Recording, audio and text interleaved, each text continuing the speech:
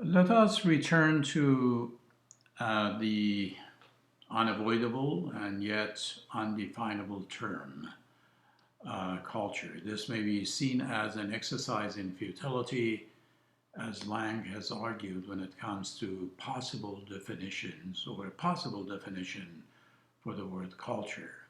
However, in this talk, we will attempt to bring to you the voices and the definitions of some prominent scholars when it comes to their attempts at defining the term, and then see how we use the term in the context of this course. Before we begin, I would like to start with a sort of a story, a Sanskrit tale, which tells of a wise man who was in a state of meditation when an elephant was standing in front of him. The man looked at the elephant and said, "This is not an elephant." The elephant turned around and moved away slowly. The wise man wondered if there might be an elephant nearby.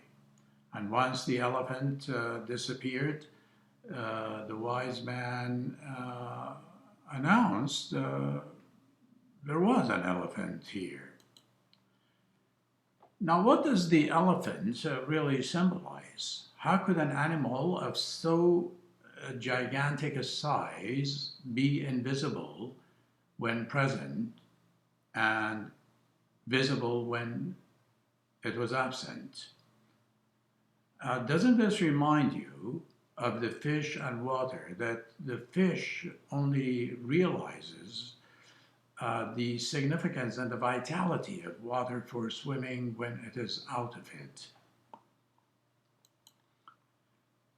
So the enigma really continues as we try to uh, extricate a plausible definition from different disciplines, because different disciplines provide divergent and sometimes even incompatible definitions for culture. But we should at the same time admit that despite divergences, there are ideational, if you will, ideological convergences. Most, if not all, disciplines consider culture crucial to their intellectual inquiry. Uh, what is interesting is that this divergence is not limited to different disciplines. Even within a particular discipline, you cannot find a single definition by a single person. So there is a great variation. However, culture has been found to be crucial to our understanding of society and prevailing ideologies, in which language, in the context of our course, plays a very significant role in cultural transmission and in education. The definitions themselves are not fixed as they change, as the term actually culture has changed. In its original meaning, it was used to mean cultivation, and it was in the 18th century that the French basically used it as a term to denote refinement, for instance. So the definition of the word itself is subject to change, and these days we even have a new culture triggered and provoked by the vicious coronavirus. At some point, we will discuss the ways in which, for instance, coronavirus has changed not only local, national, but global cultures in the ways in which interactions and way of communication, or the way in which, for instance, I'm now communicating with you, not in the actual physical space of the classroom, but through virtual, communicative, and semiotic, basically, network. I'm trying to convey to you what I would have primarily done so through traditional, conventional lecture. Rather than in person, I'm doing this online, and that is why I've made the course asynchronous, something that was inconceivable a few months ago. So the definitions constantly change. They are not fixed. They change as a result of socio-political changes and as a result of natural changes. In the same way that the colonized, for instance, notions of culture have been challenged, the notion of culture defined by the dominant groups and their discourses are always subject to change. Now, the term itself, for instance, may remain constant, but its variations and the changes, the semantic changes that are brought about in the ways in which it is used constantly change. For instance, Eurocentric ideology these days, as a result of the globalization of the coronavirus, as a result of basically the socio-political forces that are challenging the Eurocentric ideologies, they are challenging those ideologies. There is a need for a new understanding of cultural hybridity and heterogeneity is appearing. So, going back to the context of this course, I would argue that education, both in the formal and informal context, keep in mind that education is universal, but schooling is not. So it is important that we do not confuse the two.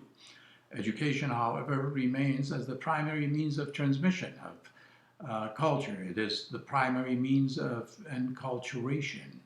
And language, basically, plays a very significant role in the transmission of culture.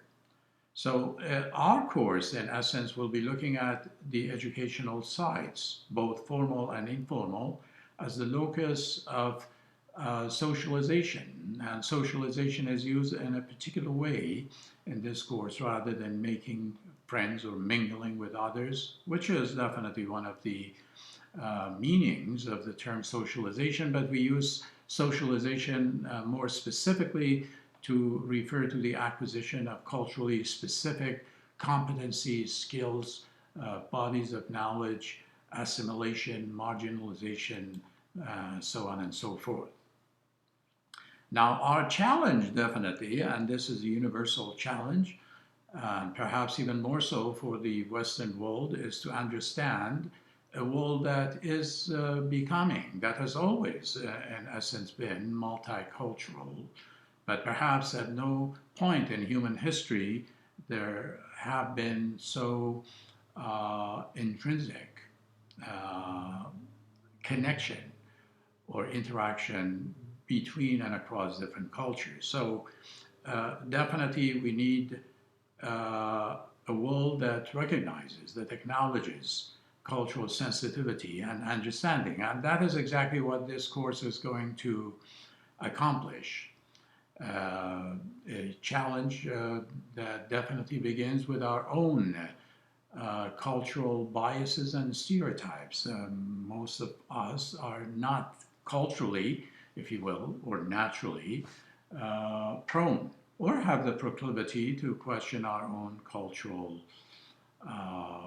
views and perceptions.